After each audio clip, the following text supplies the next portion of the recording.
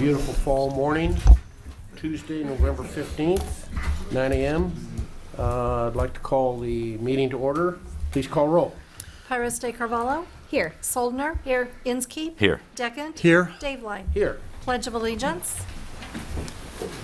I pledge allegiance to the flag of the United States of America and to the republic for which it stands, one nation, under God, indivisible, with liberty and justice for all.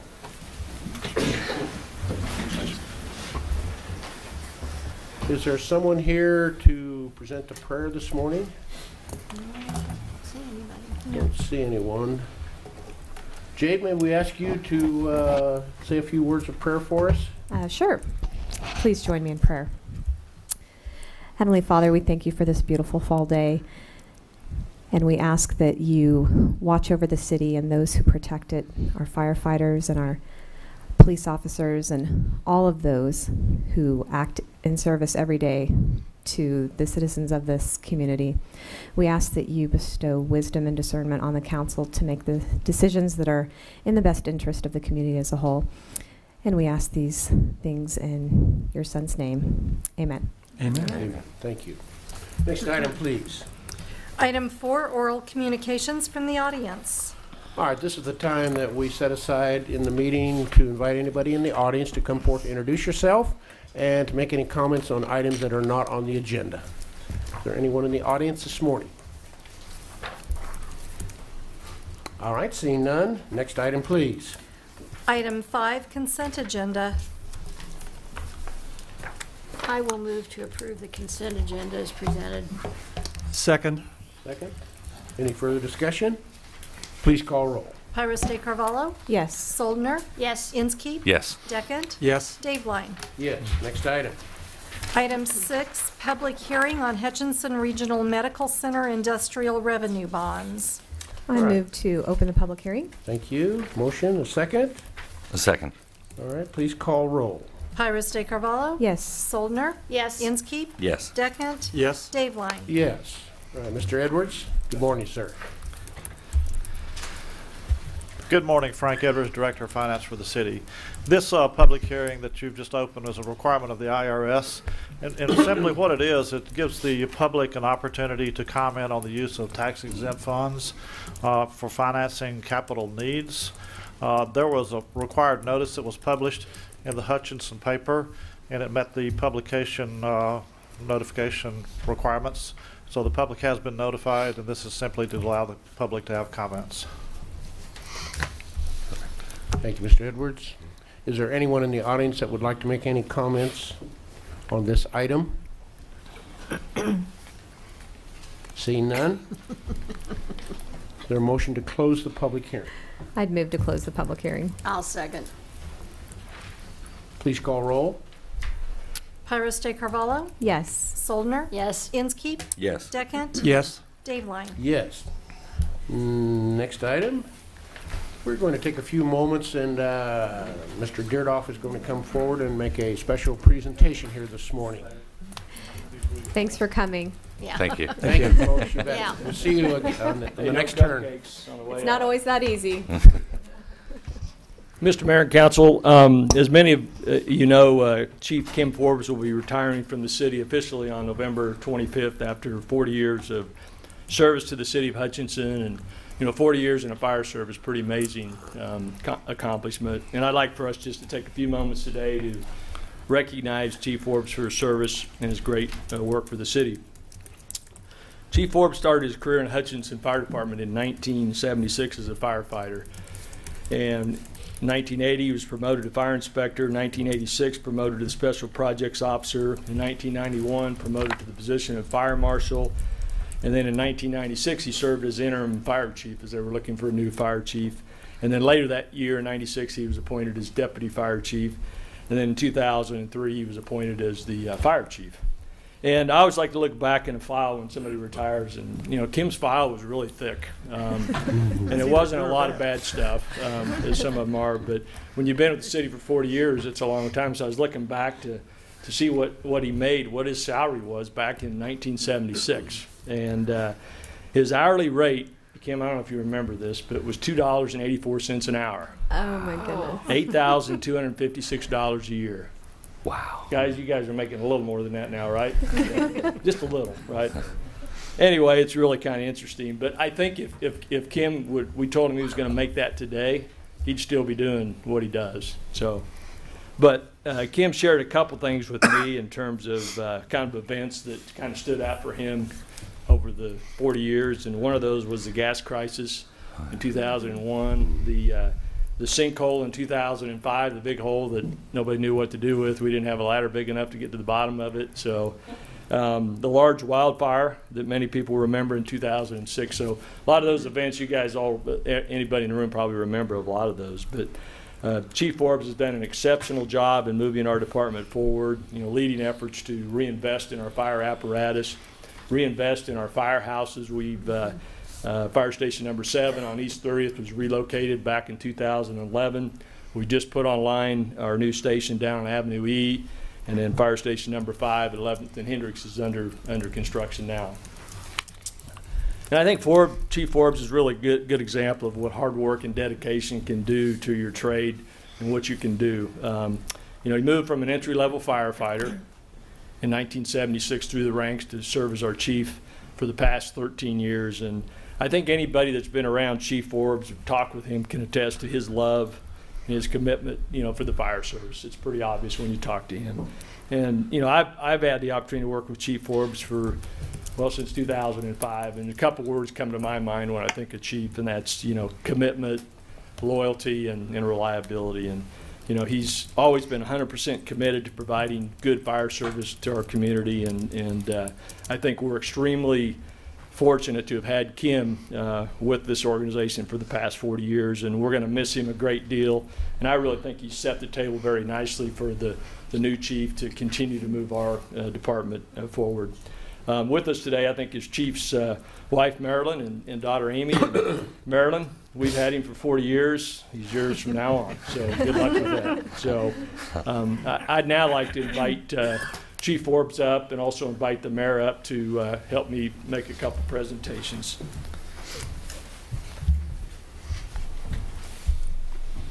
First of all, we've got a plaque there, just a traditional plaque in honor of your 40 years of service. And congratulations on that. Thank you very much.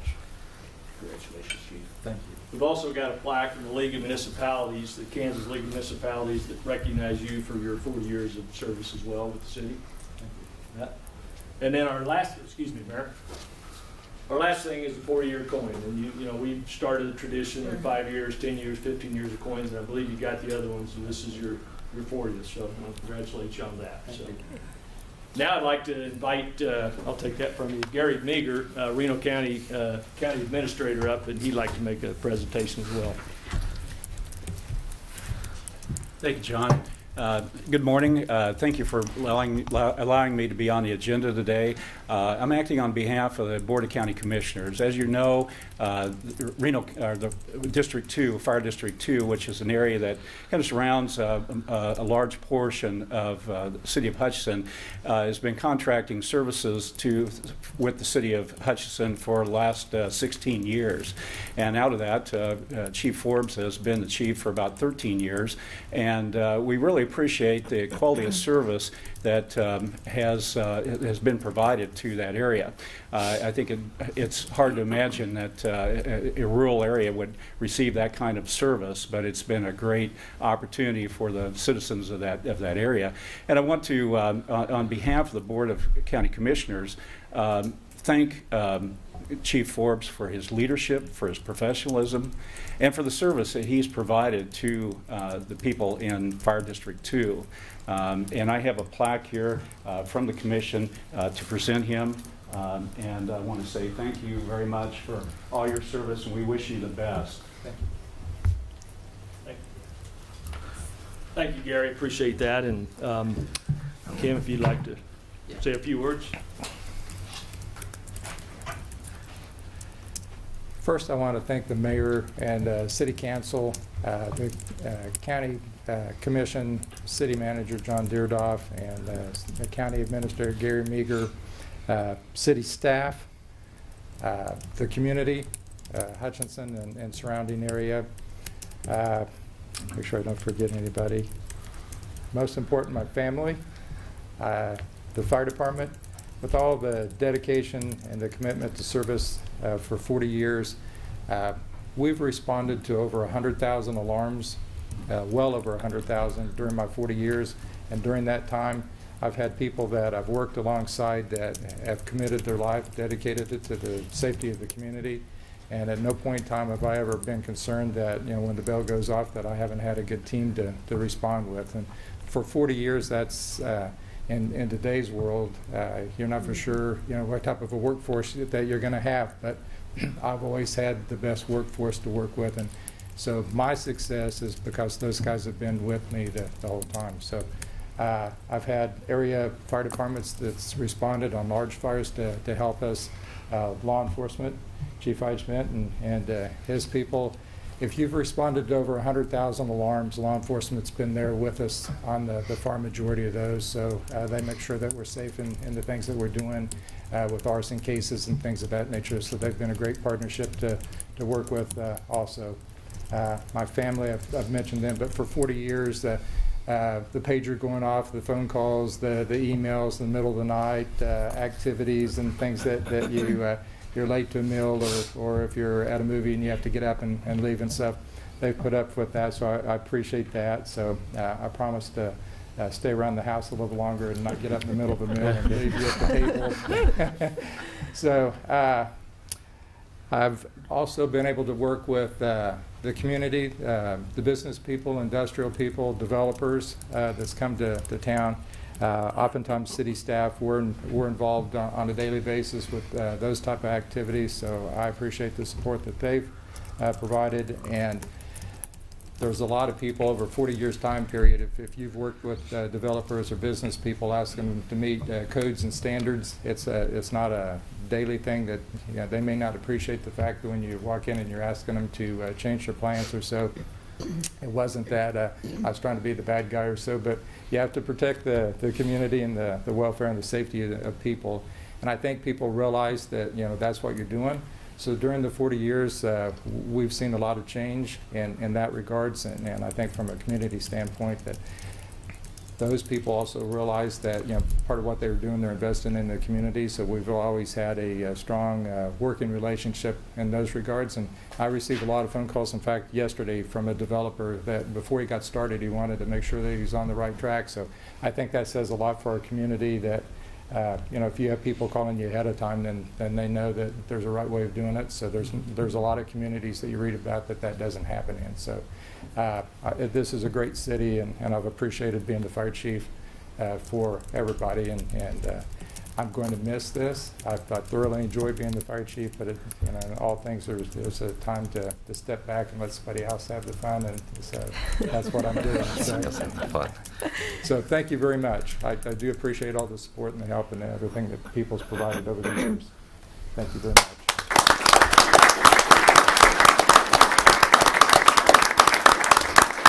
Mayor, if you don't mind, we could take just a short break. We've got some refreshments out in the lobby, and people can greet Chief and wish him well in his retirement.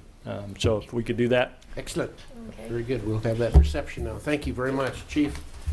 The best to you and your family in the future. And again, on behalf of the elected body, we again thank you. And you certainly have set the standards for being the right level of a fire chief that this community deserves, and you have fulfilled that service tremendously.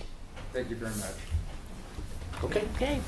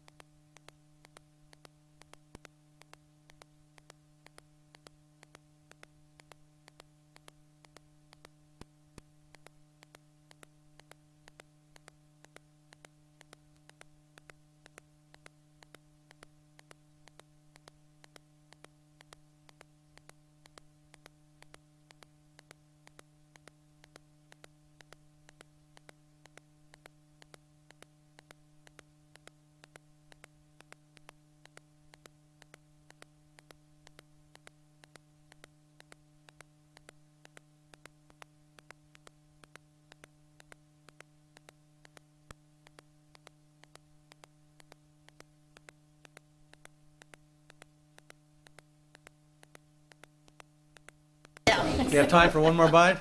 I better not. Mary's ready for us here. The camera will come on and I'll be chewing away. Ready, Mary? Okay, fine.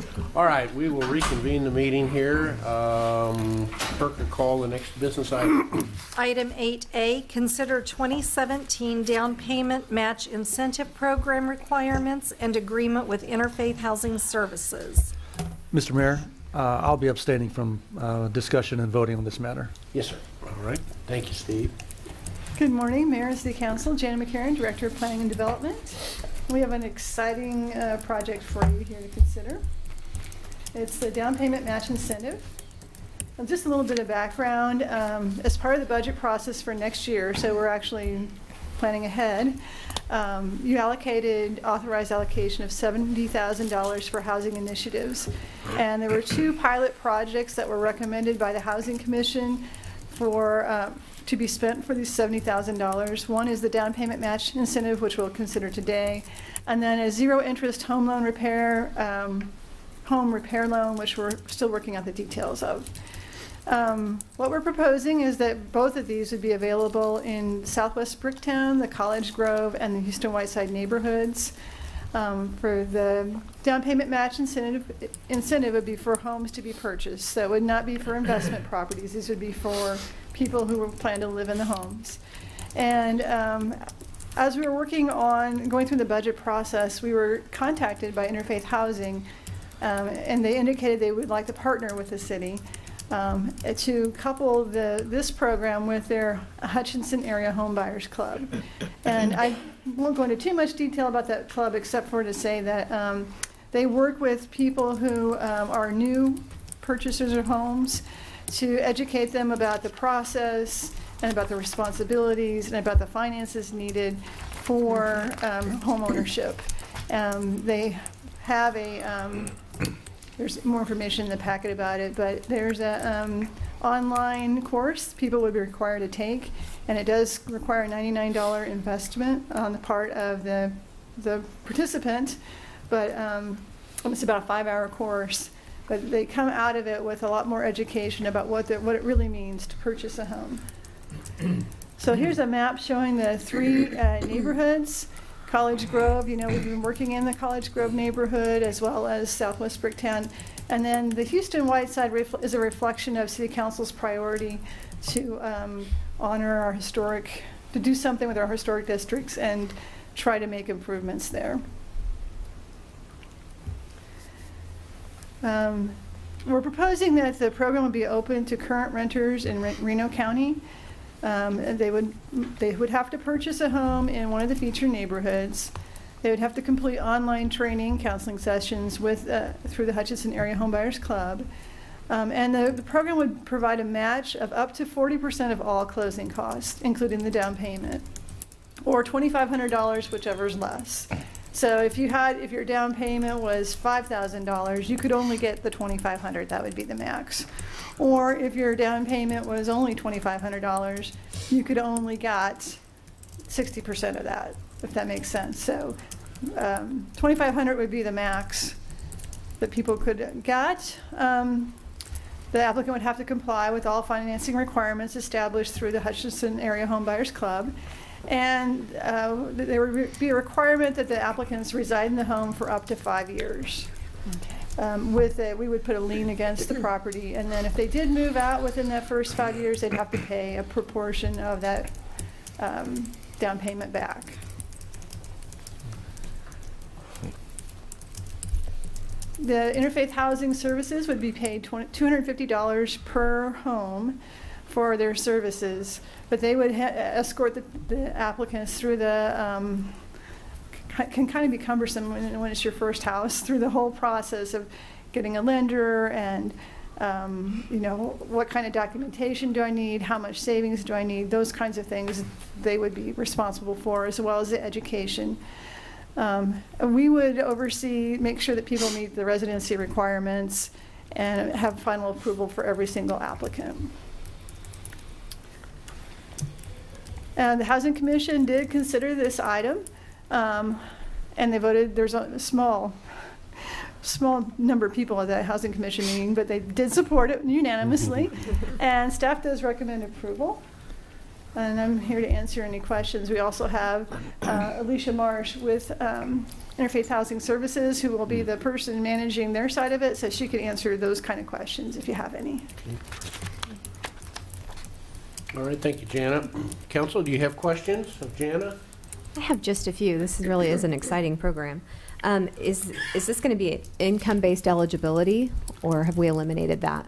No, we're not recommending any income base. The reason for that is we're trying to build home ownership in these neighborhoods, and so if someone who has more means to come into those neighborhoods, we don't see that as a negative thing. Okay, yeah, I was assuming that was the reasoning behind that. And then this online training, is that a new feature of the Home Buyers Club? Like, has that been offered before, and do they have good take rate for that? Answer. I think Alicia could do. This is Alicia Marsh with Interfaith Housing Services. Good morning. Hi, good morning. Yes, please introduce yourself. Hello. Please, thank you. Alicia Marsh, and I'm the Homeownership Coordinator with Interfaith Housing Services. Can you repeat your question? Sure. I was wondering, this online training that's required, that people have to pay the $99 for, has that offering been offered before through Interfaith Housing, and do you have people who, I guess, take you up on that? Because that could be a barrier, I'm thinking, that $99. Yes. The online course is through eHome America, which is a nationally recognized curriculum, and it is approved by HUD, so it's used all over the country. And we have used it for the Home Buyers Club for the past 2 years. Oh, great. Okay. And we also use it for our IDA participants. That's the Individual Development Account Program. So we've been using it since 2015. Great. Thank you. Okay, other questions? We did question, staff did ask her, well, the $99, we're giving away free money, but we're asking them to pay something. But I think Alicia made a good point in that if they're not willing to make a $99 investment in this home, then that's a good point. They may not really be suited for our program. I came to that same conclusion. I was like, why are we doing that? Can we not get it out of the $2,500? But you got to have some ownership. You got to have some investment skin in the game. Yeah. Are most of your applicants coming from your group, the savings account group? What'd you call them? IDA. They can come from anywhere. Alicia's going to be marketing the program, but I don't know if Adam's still here. Adam is very interested in the programs, and he's not part of that. And we think we'll have a wide array of applicants, but you can. Yeah. The other factor is the Federal Home Loan Bank grant funds. I'm not sure if you guys are familiar with that, but that comes around every spring. And Heartland Credit Union and Dillon Credit Union here in Hutch are participants of that. And that brings in a lot of people. It is a requirement to get those grant funds that you take the online course. Oh, good. And those can be combined. Great. Looking forward to seeing this work. A question about the 35,000. The other 35 of the 70, is that earmarked for the other pilot program? Yes, that's correct. Okay. And we're still working out the details of that with People's Bank. They're going to help us on that pilot. Oh, great. Yeah. Very good. So. I know some cool people who work there, Dave. Do you? I know one. That's true. All right, other questions? Any questions from the audience? Yes, ma'am. Hi, I'm Kellyanne Lanham. I'm a local realtor and property manager, and I'm also on the board for Interfaith Housing. And just personal experience with Interfaith Housing, preparing first-time home buyers. They have an excellent curriculum, and actually, like John Scott mentioned, that they have a very, very low failure rate, and that's one of the best qualities of Interfaith Housing. And I've spoken with other similar programs around the country, and they are astonished with the failure rate, how low it is. So personally, I recommend the program, and I think it's great, and I think it'll be great because Interfaith Housing, not only will they help the initial, but they are kind of a gateway agency. If people need help siding, painting, doing stuff like that, they're a great resource. So it won't just be in the beginning, but it'll be, I think, a very long-term relationship that they'll have with Interfaith Housing. So. Thank you. Thank you, Kelly. Other comments from the audience? If not, I would entertain a motion. I'll move to accept and approve the recommendation of the Housing Commission to approve the program requirements for the 2017 down payment match incentive and authorize the mayor to sign an agreement with IHS for program operations. Second. Motion and second. Please call roll. Pyrus de Carvalho? Yes. Soldner? Yes. Inskeep? Yes. Deckent? Abstain. Dave Line. Yes. Next item. Item 8B, consider contract with Burns & McDonnell for OB monitoring wells.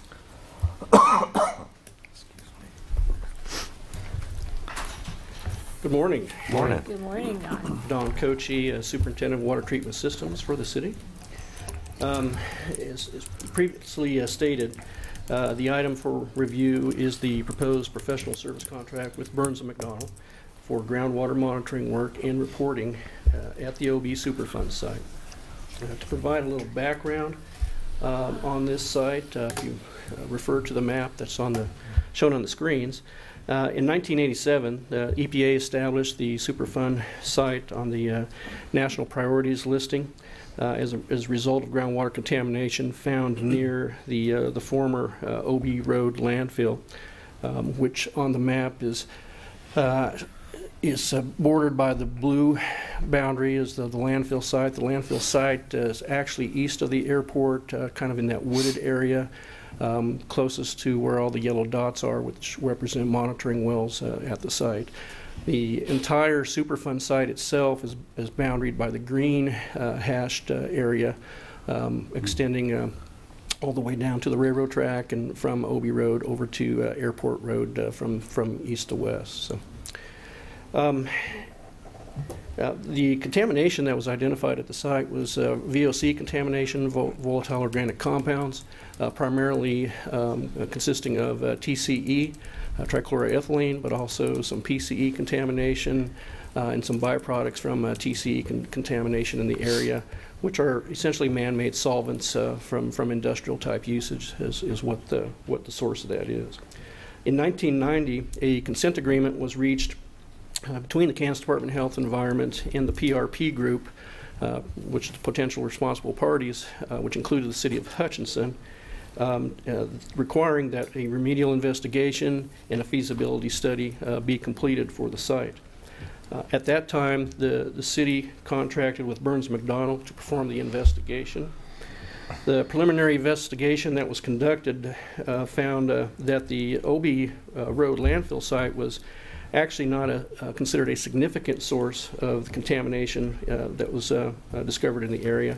It turns out the primary source was actually from some industrial sites located near the intersection of Airport Road and 4th Avenue, which is shown by the heavy black cross there on the map.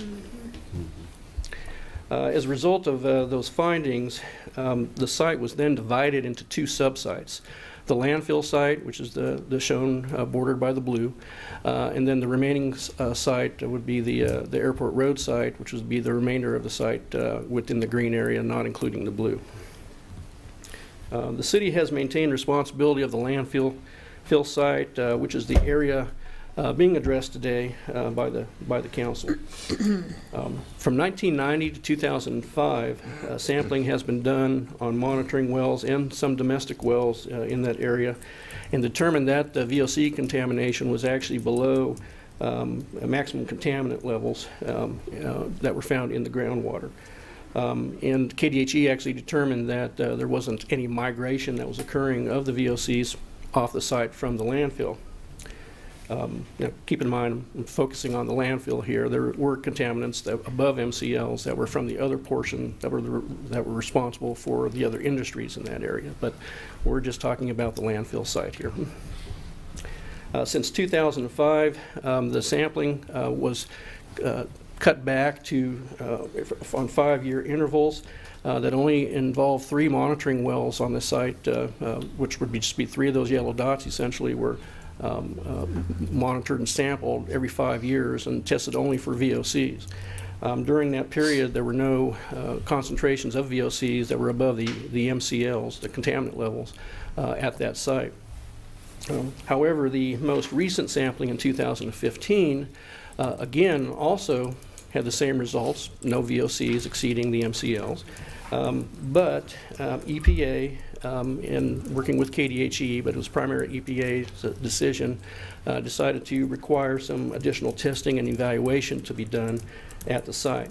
The primary reasons for the additional evaluation and testing, essentially it had been a number of years since extensive sampling had been done and analysis of the monitoring wells in the site, as well as some domestic wells. And then the other thing that came into play was EPA. There were some new players involved, and they are implementing some new actions as far as how they view some of these sites. So that's being nice. Yeah. It never ends. So that kind of brings us to where we are today. And to meet these EPA and KDHE requirements for the 5-year review, the city has proposed a contract with Burns & McDonnell to complete a number of the required action items, such as water sampling, evaluation of the data, and then also the reporting. Burns & McDonnell was selected due to their prior contract history with the city for this site, and also their vast familiarity with the site. They are also the consultant for the industrial users for the remainder of the site that the city is not responsible for as well. So hopefully there'll be some shared data there that will have some cost savings involved with that. So that brings us to the issue, and that's the scope of services proposed under this contract, which includes an estimated $36,040 amount for the sampling plan to be prepared, as well as groundwater sampling analysis and groundwater monitoring report preparation. The scope also includes the optional tasks as needed for later work to be done that may be required by KDHE or EPA, depending on what is found for the initial sampling site. And that's why those tasks are listed as optional. They may or may not occur. It'll depend on what we find the first round on that sampling. Maybe it'll only be a first round, but there may be multiple rounds. So that's essentially where we're at this point. Also to keep in consideration here as well, this was structured this way because there may be some opportunity for city staff to be trained on doing some of the sampling as well for this, which would hopefully provide some cost savings as well.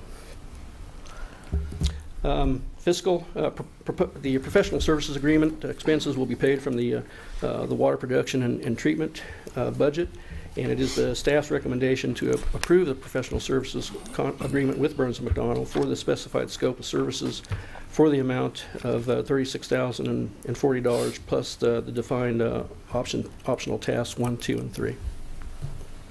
At that point, or at this point, I'll take any questions you may have. Don, this may be in the attached material that I didn't pick up on, but the duration of the scope of services in terms of time, what do you estimate that to be? It's really because of the situation. It's kind of open-ended. Is it open-ended? Yeah. Okay. We're at the mercy of KDHE and EPA here. I know the two sites are independent, but they are conjoined. So we said that the landfill subsite, which is what we're discussing today, is not migrating, I think is the word. Is in fact the OB migrating into the other? If I had a pointer here, I guess I could do that. Does it flow both ways? Give that little hydrology here. The groundwater flow direction is actually from northwest to southeast. Okay. This is a kind of an unusual little area here. The predominant flow, as I mentioned, is northwest to southeast. However, as we get up into the Sandhills area, we get different conditions that occur there where we actually see some groundwater flow moving from in a southerly or a southwesterly direction that converges with the water quality here. We actually have a better water quality coming off of Sandhills, lower mineralization than we would see in this area. So because of that, that's why we have 2 points up here. One to get up gradient data from the site to the northwest, and then one closer to the Sandhills to monitor the data there. This data from these wells, which are at the site, located right here, and down gradient from the site, essentially then compared to what's up gradient. one of the things was mentioned, we're going to be testing for metals. If we have some metals, for example, iron, arsenic, some heavier metals that might show up, it's possible some of that could be natural occurring. If we see that here and it shows up gradient, not a problem. If it shows up here and it doesn't show up gradient, there may be a source that could be contributing to it. Okay. So this is separate from the 4th and Cary site that was governed by the TIF? Yep. Yes. Yep. Yes, the 4th and Cary site is different. If you look down here, these are our capture wells or groundwater remediation wells that are capturing the carbon tetrachloride that's associated with the 4th and Cary. This well, however, here, as well as this well here, is also our dual purpose wells. They're actually containing some of the TCE contamination from some of the sites located here as well. This being the primary well that is in operation, pumps 1,000 gallons per minute 24/7. It's basically the last line of defense to keep any of that from migrating. So that actually does serve the purpose for cleaning up some of that industrial contamination here, but really doesn't have anything to do with the wind. Gotcha. But progress has been shown in that area as well, right? Yes, definitely. Yeah. Okay. I mean, in fact, the MCLs or concentrations of the TCE and the TCE byproducts have actually fallen below the MCLs now in this area down here. I'm impressed with your alphabet soup. That doesn't mean we're going to let us shut it down. Don't Yeah, I remember discussing this a few years back when we first all got on council and thinking there'd be another 20 years, and I don't think any progress had been made up to that point, or very little. This well has actually been shut in now because that area is cleaned up. Great. I Wonderful. anticipate there's a good chance of this one being shut off within the next, hopefully, 2 to 3 years here. Great. Now the other 3, it's going to be some time. Sure. Okay. Wonderful. Don, just a general question, the VOCs, and I think you used some more of the alphabet, TC&E and PC&E. The county operates our landfill, but I assume that, am I correct, that current landfill requirements protect against introduction of those kind of things into the groundwater anymore? That happened a long time ago, and it was just a pit. This landfill was open from 1953 to 68 was when it was closed. And they were just probably open pits, so not lined, that was prior to any lining requirements, monitoring, and any of that. Yeah. I remember going to it as a kid because we lived on a farm out southeast of town, and could throw what you wanted in there. You could throw anything you wanted in there. So, yeah. How long, and it's probably just a wild guess, but how long do we anticipate, or do you think this may continue to go? 20 years, 50 years? Which, are we talking about the OB side? No, I'm talking about the item in question here, the OB landfill site, Okay. That we really don't know. Honestly, about a year and a half ago, we were discussing with KDHE about delisting it at that point in time. And then we get to this next 5-year period, and these things come along. EPA decided to come up with another solution or suggestion to continue to do some more intensive monitoring. Now, it's really going to depend on what we find on the analytical data. If we come back and there's no VOCs and the metals are good, it may stop right there, and we may not have to do any additional frequent monitoring. And at that point in time, I anticipate city staff is going to approach KDHE and EPA again and look at getting the site delisted. Worst case scenario, we hit a bunch of nasty stuff out there, and we may be sampling this more frequently, and hopefully it doesn't get to the worst case scenario where we have to put in another remediation well to clean some of that up. So really, it depends on the outcome of this next round of testing. Well, and we laugh, but ultimately, I think we all care about the safety of our groundwater above everything else. And a big part of this is health and human safety and those down gradient users. Now, granted, the folks down in that area, majority of them are hooked up to the rural water district, which gets their water from the city and supplied by the city. But there are some folks in that area that aren't and chose not to. And certainly don't want the contamination to move off-site. No. Right. Burns and McDonald has been doing this since 1990? Yeah, they were who the city contracted initially on this site. And they've been the folks that we've been working with every time since then? They are not the consultant we used for 4th and Cary. That was a different consultant. Again, I'm just talking about the OB side. Yes. Yeah, okay. You indicate that the 36 and a few dollars is an estimate. So that, depending on what ends up being required, it could go. As part of this, the monitoring plan has to be written up. KDHE has to approve it. Right now, we're proposing those 15 wells that you see there to be sampled. If KDHE requires that maybe there needs to be some additional points or some of the other wells in that area that exist, or maybe to add a well or 2 wells, well, then we're looking at applying these individual line item costs to some of that, and it could go up. Or as a possibility, it might be lower. But so we don't have a not to exceed until we know exactly what KDHE is going to require. I may continue. I'm sure Burns and McDonald does a fine job, but I'm wondering if we've considered going out for any bids just to see if there was a, and I realize they've got the experience with this, and certainly that has a value to it, but I wonder if we've talked or thought about doing any competitive bidding on this work.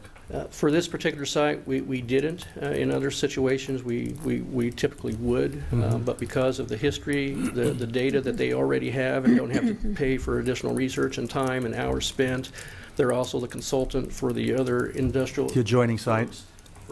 So it's going to be kind of a joint effort where they can share some of the data, and hopefully there's some savings involved there. That's why we went the route we did. You're pretty certain that certainly gave us already the savings that we could hope to get. Yeah, well, in past dealings with Burns McDonald and other consultants, Burns McDonald's been pretty fair in their pricing and competitive with the other folks. Okay. All right. And we are also under a time crunch because KDHE is wanting these wells sampled in December. So, but regardless of that, we would have gone the same route. Thank you. Okay, thank you, Don. Any other questions of council? If not, I would entertain a motion. I move that we approve the professional services agreement with Burns & McDonald as has been outlined by staff and presented to us. Second. Motion and a second. Any further discussion? Please call roll. Pyrus de Carvalho? Yes. Soldner? Yes. Inskeep? Yes. Deckent? Yes. Daveline? Yes. Next item. Item 8C, consider sale of fire station property on West 4th Avenue. Good morning, Mayor and Council. I'm Merrill Dye, the Assistant City Manager.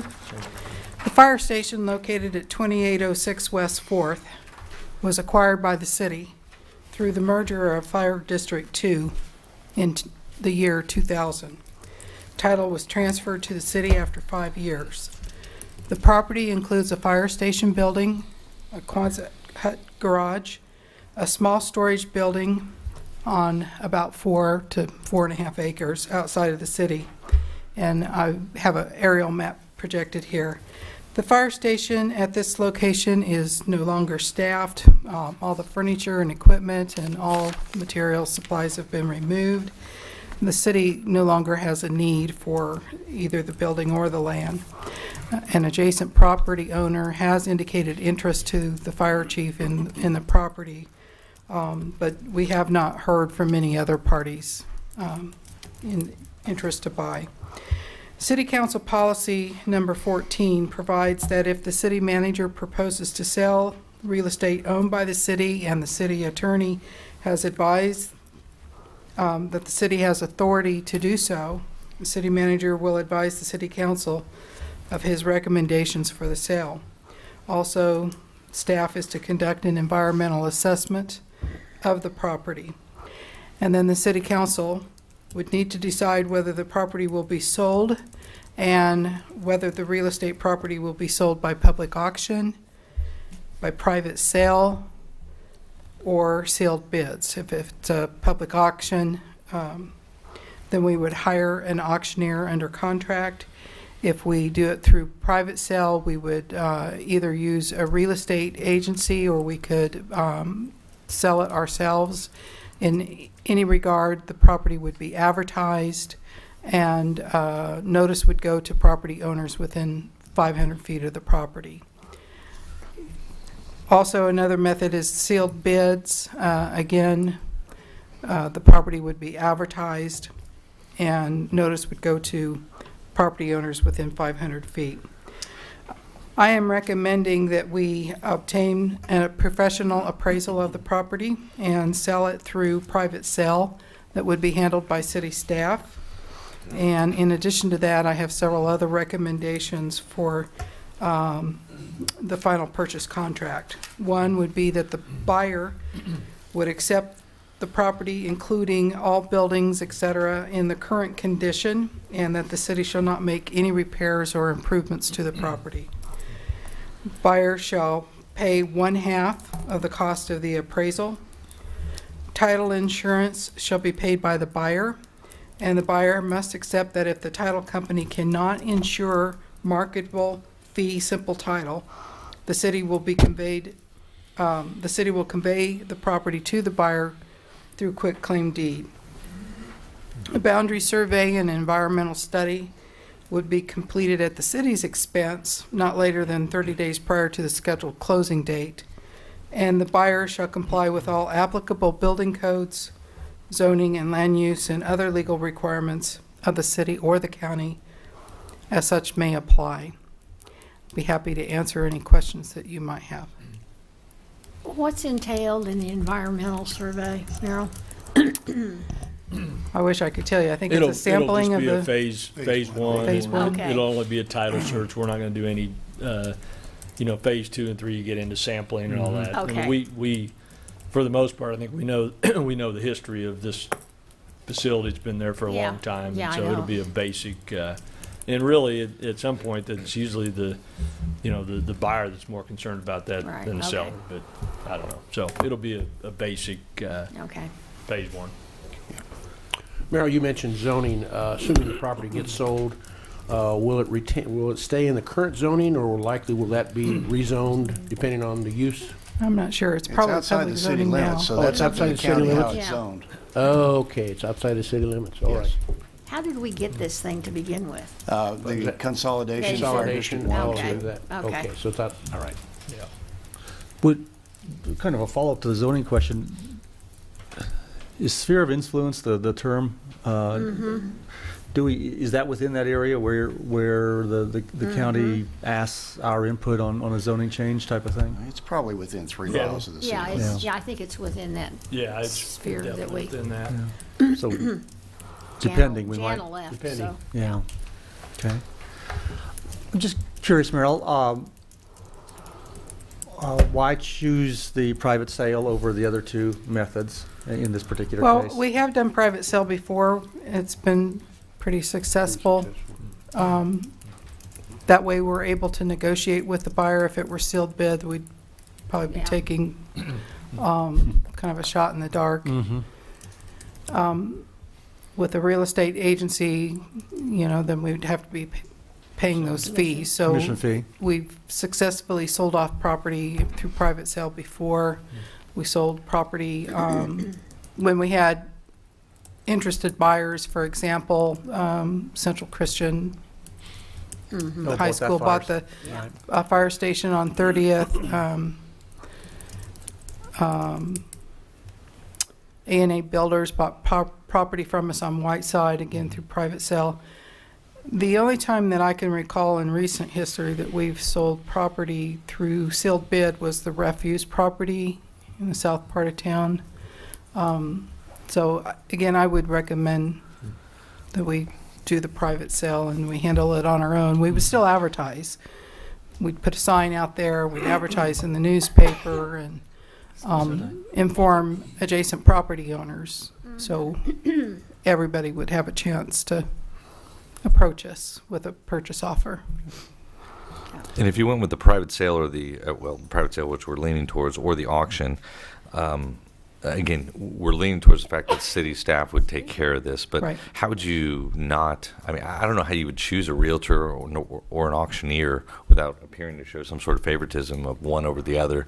Historically, you've not used a realtor, you said. Right. We have not. No, we've not. Draw names out of a hat. And the auctioneer would be, we'd put it out to bid. Again, we're not leaning that direction, but that was just a thought process. I don't know. I think with the, like John said, with the auctioneer, it'd probably be an RFP we would put out. Yeah. It's just really an extra step that Yeah. to me It's is not unnecessary. really needed. Yeah. And costs that we don't need to Yeah, we incur. don't need the cost. And we've successfully negotiated these in Right. the past, so yeah, no, I tend to agree with you. Thank you. And I wasn't questioning the choice, just really wanting to know the kind of the thought process, and if I, Yep. that makes sense. We stand to gain more proceeds out of the sale if we're not paying a commission or paying an auctioneering fee or Yeah. several things. Okay. And I think that there will be more than just this one person's interest in this property once we do put it up for sale. The building itself is 2,800 square feet. The Quonset hut garage is about a little over 1,500 feet, and then there's a small shed that's about 465 feet. Looking at the Reno County property data, the appraised value is a little bit north of 76,000, so we should 76,000. be able to draw a pretty good price on this. All right, any other questions? Do we have a motion? I will move to agree with staff recommendation to proceed with the sale of the fire station property located at 2806 West 4th Avenue through private sale handled by the city staff, and that in the event parties cannot reach agreement on a price acceptable to the governing body, the property shall remain posted and advertised for sale. And I will second. Motion and second. Any further discussion? Please call roll.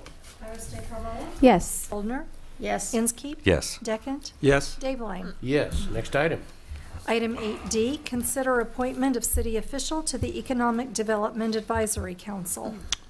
Mayor and Council, as you're aware, the Chamber just recently completed their Hutchinson Rising Capital campaign, and they're in the process now of implementing their plan of action in the coming year. And one of the first steps they did was establish an advisory committee called the Economic Development Advisory Council, and this group would be the primary group working with the annual budget, the annual plan, those types of things.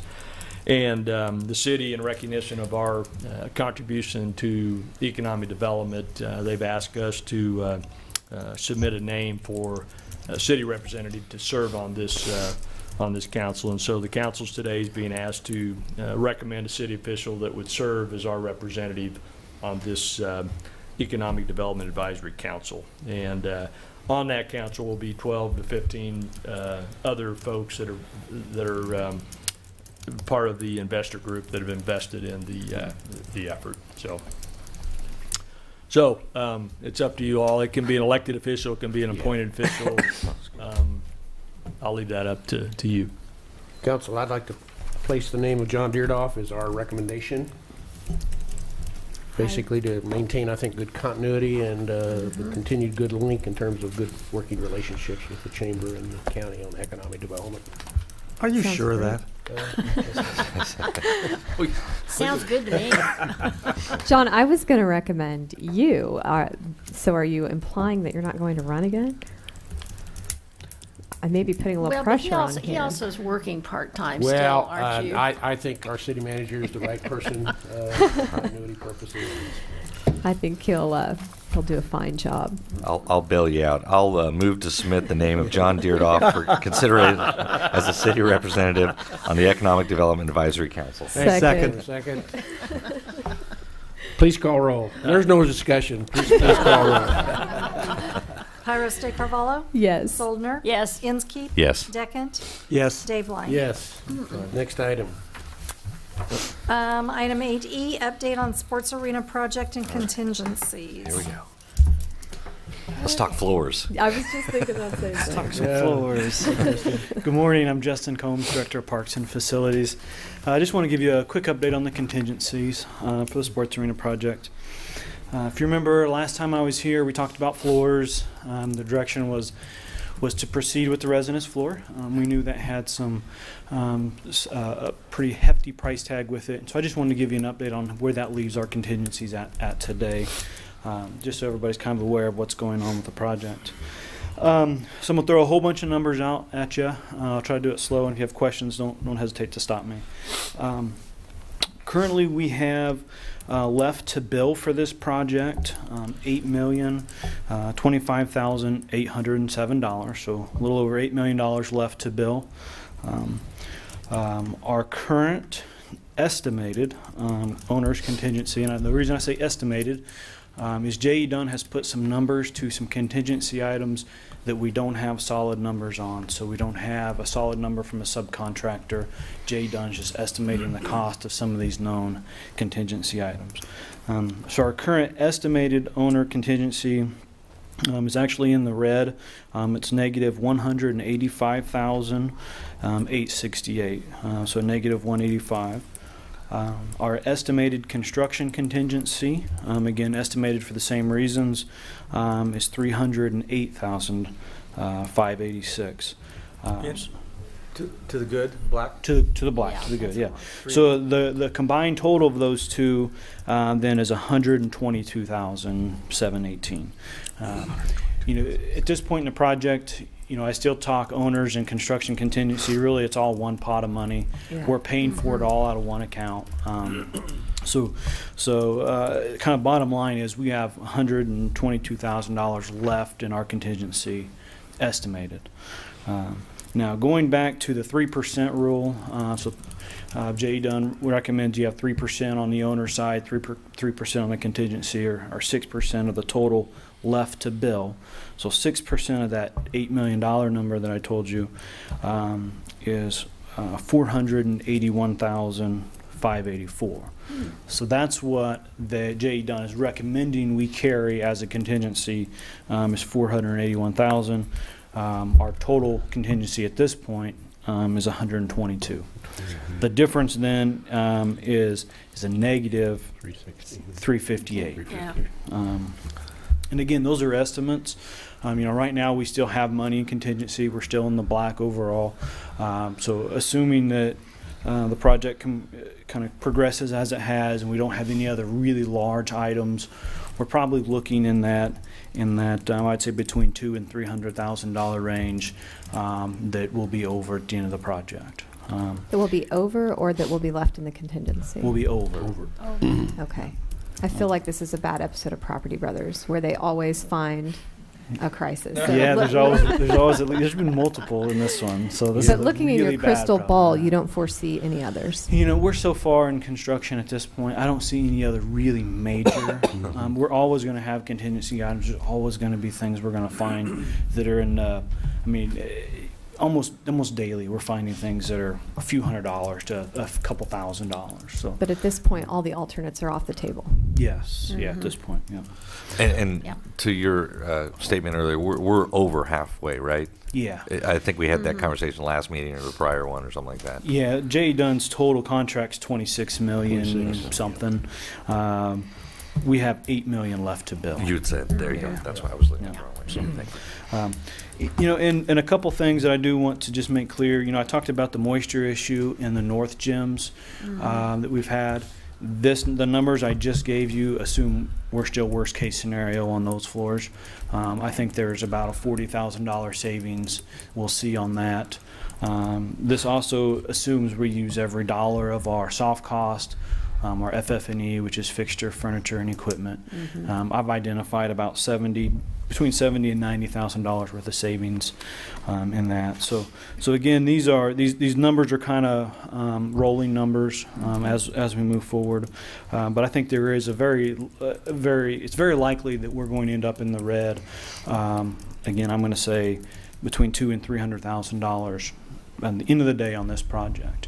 Okay, so looking back at the percentage of the bond issue that was funneled into like maintenance costs, was that about $2.5–3 million? 1.5. It was only 1.5, and none of that couldn't be captured by that fund. You're one step ahead of me. Yeah. Oh, okay. I'm sorry. That's a great thought. I'm glad you thought of that. So John and I had this conversation last week or the week before, and that was the conclusion we came to, that we are collecting. We are already establishing that $1.5 million maintenance fund through the sales tax collection.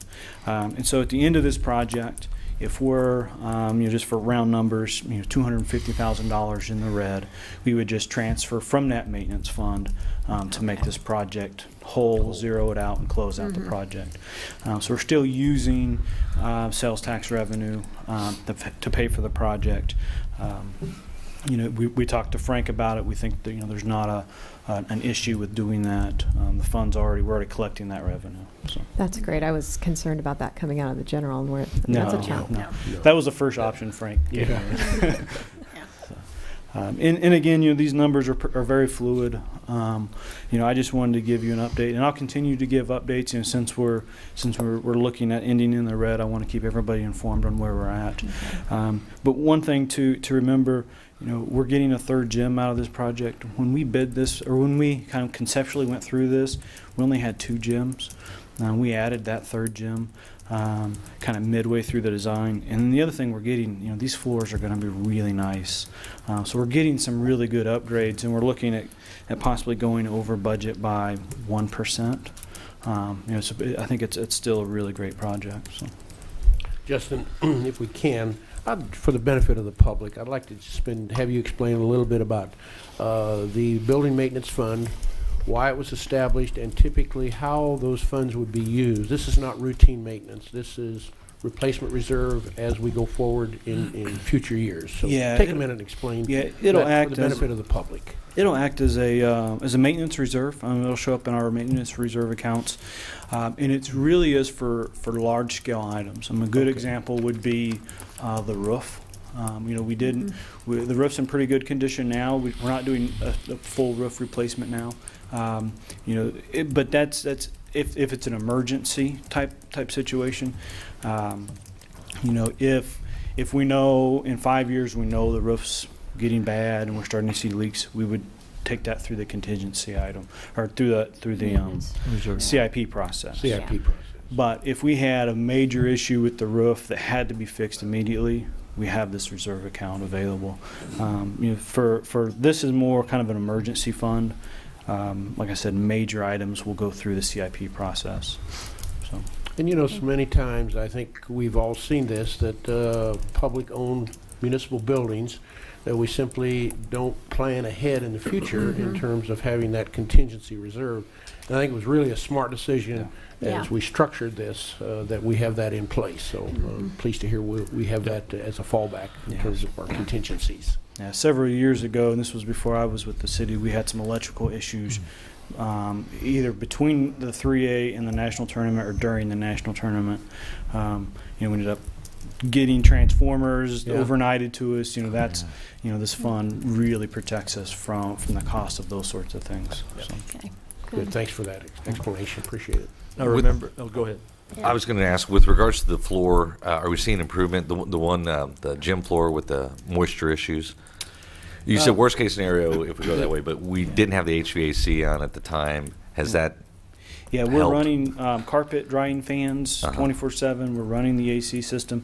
The AC system does have a dehumidification feature to it, so it is sucking the air out or the moisture out. I don't know what the latest tests are. Preston Dees, who's the job site superintendent, he is very, very confident we're going to get it under the 95% mark, which takes that cost from $85,000, which is what is in all those numbers I just gave you, down to about $44,000 for that remedy. That would involve the moisture barrier. If we couldn't get it below that, is that? That would be the cheaper of the two vapor barriers. Vapor barrier. Okay. Yeah, to allow for no vapor barriers, we've got to get the relative humidity below 85%. They just don't think that's going to happen. They think we'll get it below 95, which gets us into a cheaper vapor barrier. Okay. Justin, where are we on the construction timeline? We're still on schedule. They're pushing really, really hard right now to get the site work on the parking lot done on the west side. They kind of are taking a little bit of a risk trying to get that done, being so late in the year to make sure we still have asphalt plants open. But it looks like that's going to pay off. So we'll have all the drives, all the exterior concrete work done this year, so, which will be very helpful for the tournament in the spring to not have torn up asphalt and those sorts of things. So we're either at or ahead of the timeline. Well, I'd say we're at. I wouldn't go as far as saying we're ahead. We're definitely ahead for the site work, but in order to do that, they've pulled some crews off some other areas. So. Okay. Thank you. Any other questions? Thank you, Justin. I had one question, just switching from construction to operational expenses. Have we made any progress or any decisions on the sponsorship piece of it and what that can do for revenue yearly on to help with operational expenses? We haven't really made a lot of decisions. We've had several meetings. I think we have a direction that we're going to go with NJCAA and with the college, kind of taking their own sponsorship route. I mean, John's been in more of those conversations than I have. Yeah, I mean, it's not going to be in effect this year, just getting everything figured out. But, you know, we've agreed, all the parties involved, that, you know, there's a revenue share going to happen.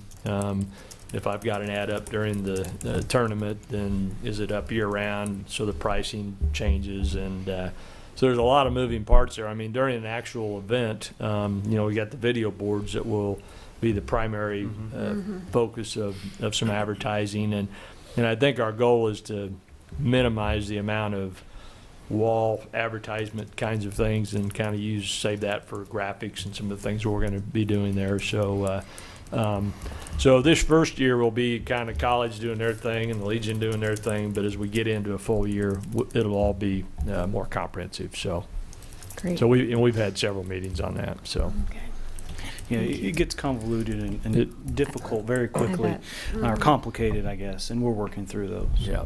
Okay. Great to hear. All right. Very good. Thanks, Thank you, Justin. Thank you, man. I believe we have one other item on the agenda, Mr. Deerdoff. Yeah. Kansas Department of Transportation. Yeah, Bruce, if you'll get up, I'm not sure exactly what this is. I thought we'd already handled all the approvals for the streetscape project with KDOT, the grant, but apparently there's some other resolution that's needed, so I'll let Bruce explain it. Morning, Bruce. Good morning, Bruce Colley, Director of Engineering for the City of Hutchinson. I received a telephone call yesterday afternoon from KDOT, and they needed to have an executed signature. It's I'm assuming it got included in your packet. What it says, or what the title of this document is authority to award contract, commitment of city funds. Essentially, the contract has been bid, and I'm quite confident that I brought this to council's attention within the last 2 or 3 weeks. This is for the Streetscapes project. The Streetscapes project that we're talking about is going to go from 3rd to north of 4th, just south of 5th. And APAC was the low bidder. KDOT has accepted the bidder, and they've gone through the bid documents. Now they're requesting the city to say, we accept the bidder as well. And that's what this document is that we're saying we approve APAC Shears as the selected contractor for the Streetscapes project. The actual agreement between the city, because there's funds involved that the city is committed to KDOT and FHWA. On the 3rd page of this agreement, it's called an invoice. And the easiest way to really break it down is if you were on the left-hand side of your page. Bruce, I don't think I don't think council Mayor's the has only that. one that has it. didn't get that. You know, we approved these bids. We awarded this contract a couple months ago or a month ago. I'm not sure. Yeah, back why in we have October. to do it, But DOT requested that the mayor sign along with myself, 2 members, and the city clerk. And then I told them I would send that back to them. Yeah, I've never heard of that. That's I a would little think a weird. council resolution should. Well, yeah, that doesn't constitute consent, or But again, just to be clear, and this is a last minute thing. I mean, we've already authorized the project. We've already awarded the bid. We've already accepted the grant, and so Yes. probably somebody up there figured out another form that needed to be filled out, so. Yeah. It's They were- actually they were- just they a were very resolution that the excited. city is committed to $600,000 for the project. Okay. And they wanted the mayor and 2 members of the council to sign, which is why it's coming before you. So you need a Thank you. motion and Yeah, a Very vote? good. Yeah. All right, let's have a motion. Yeah. Very good. And 2 signatures, 3 signatures. Well, I move that we resolve that we have chosen APAC Shears as contractor for the streetscape project, and that we authorize the necessary signatures as requested by KDOT. A second. All right, any further discussion? That do it? Very good. Please call roll. Pyros de Carvalho? Yes. Soldner? Yes. Inskeep? Yes. Deckent? Yes. Daveline? Yes. Apologize for that, but it. Oh, the hoops. Formality. Let's see, next item. Item 9, report of city officials. Nancy, do you have anything this morning? I just want to congratulate Merrill on the beginnings of the City Council Art Gallery. Looks very nice. Yeah. Thank you. And got to check out the other room too. So, How long will those stay again? 12 weeks. 12 weeks. Okay. Rotations, okay. okay. Okay. Steve? Just a reminder, we have a Christmas parade this coming Saturday, and if the weatherman is correct, you bundle up and dress for the time of year that it can be. I guess it's going to be unusually chilly on Saturday, but anyway, come down for the Christmas parade downtown on Saturday. And they've got the decorations up. Looks Yep. nice. Yep. All right. Jade, how about you? I don't have anything. Thank you. Just one. And it's somewhat facetious, but partially based in reality.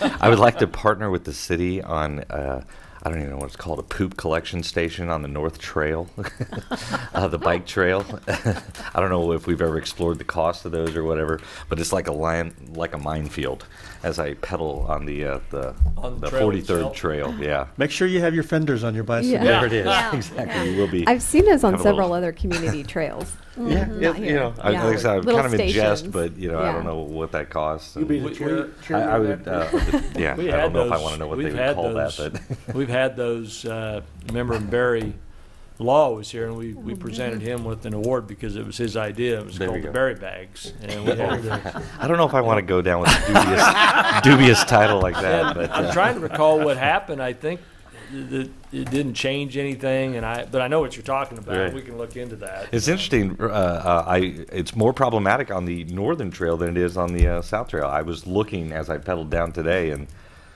nary dropping. But up north, like I said, it's a minefield. So, anyways, Interesting. Most people that have pets are pretty responsible. I'm saying most Not are. all. Yeah. So, anyways. Thank you, Dave. I think of my days riding my bicycle through the cattle pasture at home. Oh, there you go. Well, when I get off What are work, you complaining about? Oh, you bet there were bags out in the pasture. You bet. when I get off work at 5:30, it's dark now. So I mean, you're just hoping for the best. All right, don't blink twice. That's it. Mr. Deerdoff, do you have anything this morning? I do not. Just want to remind the council about the joint meeting tonight. For us, another meeting with the Planning Commission to talk about the comprehensive plan, future land use. And that's at 5 o'clock and be in the back room. And that is the first item on Yes. that agenda, isn't it? Shouldn't take very long, so. Okay, here you say. We'll be 5 back o'clock? here. Yeah. 5 o'clock back here. Yep. Very good. That's all I have, Mr. Mayor. Thank you. Would entertain a motion for adjournment. So move. Second. Please call roll. Pyros de Carvalho? Yes. Soldner? Yes. Inskeep? Yes. Deckent? Yes. Daveline? Yes. All right, meeny, meeny, miny, moe.